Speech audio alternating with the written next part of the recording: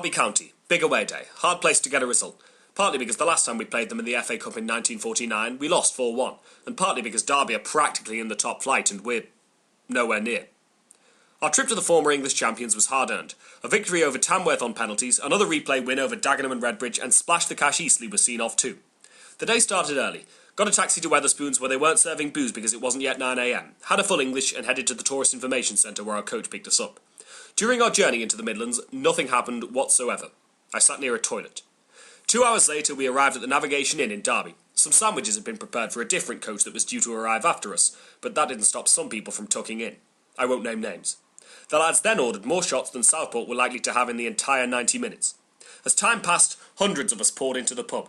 I'd never seen so many Southport fans in one venue before. Pretty soon the chanting was in full flow, with renditions of Sandgrounders, Yellow Army, and a particularly caustic chant involving Steve McLaren and a Transit fan. Things then got a bit rowdy as the landlord came out to tell people off for standing on chairs and tables. Incidentally, it was the highest we'd been on a table in years. We then went outside to see that some fans had found a couch, brought it into the beer garden, and I can tell you that it was nothing to do with the couch that prevented Johnny from planting his arse on it. In short, by then he was arseholed.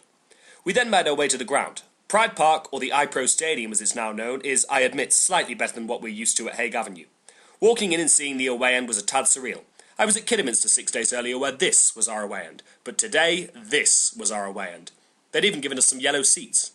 The match started and they were all over us. We looked comfortable until they eventually hit the post and Leon Best missed a decent chance. Someone else had a shot, don't know who, but it doesn't matter because David Raya Martin saved it.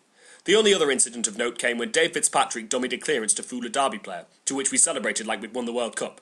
Half-time eventually came. So far so good. Second half started, and with each passing minute the away end got louder and louder. We came here thinking we were going to get rammed, but the longer the clean sheet lasted, the more we started to believe we could get the replay. Richard Brodie ripped them, but we couldn't put the ball in the net. Derby had numerous shots which David Raya Martin saved, and we managed to preserve our clean sheet until the 92nd minute when the referee awarded the dodgiest penalty in the history of football. Gutted. They scored the penalty and the referee blew the final whistle not long after. Absolutely inconsolable. On the way out, we were threatened by some half-price hooligans who were clearly the produce of first-cousin marriages. Even the stewards were ready to offer us out for a fight. After the game, some of us expressed our disappointment to a sympathetic policewoman, but she said that she couldn't arrest the referee on the basis that awarding the dodgiest penalty in the history of football isn't a criminal offence. We begged to differ. Steve McLaren had apparently spoken highly of Southport and had thankfully shaken off his Dutch accent too. I was too upset to take any photos on the way home. There was a beer fight on the coach that would have been funny if we didn't lose, but as it happens we lost in the last minute and it wasn't funny at all. We then stopped off and got KFC.